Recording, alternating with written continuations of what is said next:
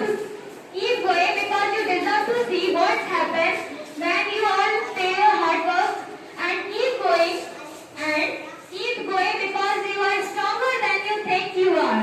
Keep going because every step forward brings a one step closer to your success. Keep going because the best is yet to come. So now I would like to call the students for speech. In the words of Franklin Roosevelt, I quote, "We cannot always build our future for the youth, but we can always build our youth for the future." I unquote. Good morning, everyone. My name is Pragati Shrivastava and I am from Standard 9, and today I stand here to present my view on the shared future of the youth in democracy.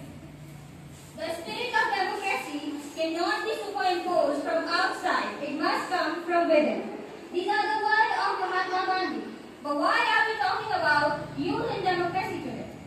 As we know, democracy has emerged to be the most successful form of governance. But the youth participation has relatively decreased. The youth participation has relatively decreased. The young minds are feeling isolated and discouraged.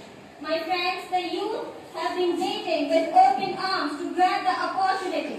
We've all set goals for 2047. We want India to have the best infrastructure, we want India to have the best education and affordable world-class health.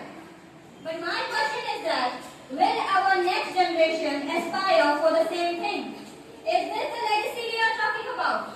युवा ही देश का भविष्य है और इस अखंड भारत के निर्माण करने की योग्यता रखता है. Youth has all the potential. The only need is to provide them with resources.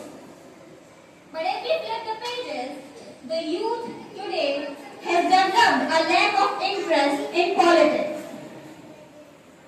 And a perception they have made that their voices won't be heard. So here's a question that might arise: why and how can we change that? How can we increase the role of youth in our democracy? Firstly, let's answer why.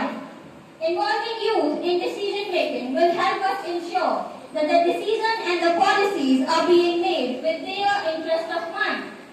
And if that doesn't happen, or anything goes wrong, revolt, it causes disaster for the government, like we can see what is happening in Nepal currently. And they will give us with new perception and a sense of ownership. Now let's answer how.